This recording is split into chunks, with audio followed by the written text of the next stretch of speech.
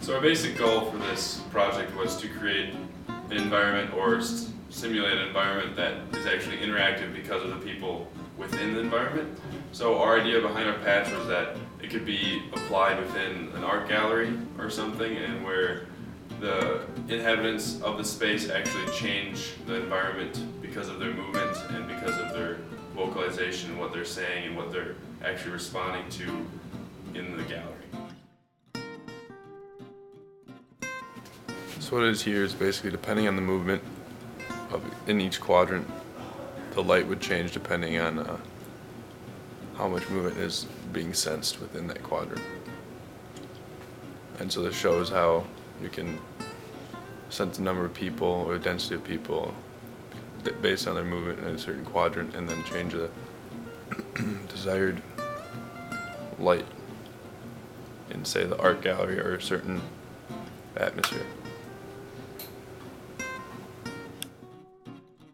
Best case scenario, we would have a camera that senses motion from above the area that you want to change the aesthetics of.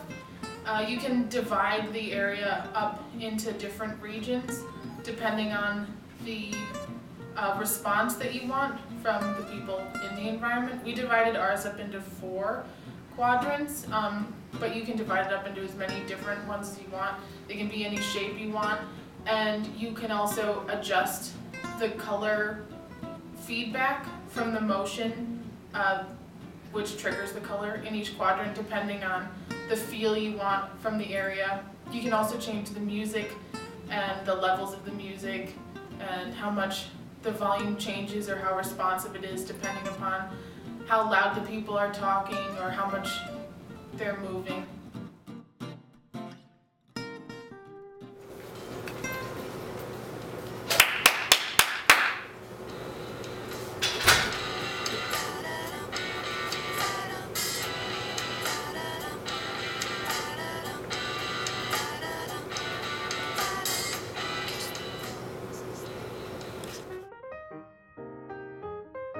You can apply this in a gallery space, right? And so, best case scenario, I said before, would be like an aerial perspective, and it can be applied to different quadrants of the gallery space that the artist would want. So basically, if there was a picture that an artist had and it had like a certain emotion that was behind it, you can put it in like the red quadrant. So if it was like a really strong angry emotion, you put it in the red quadrant.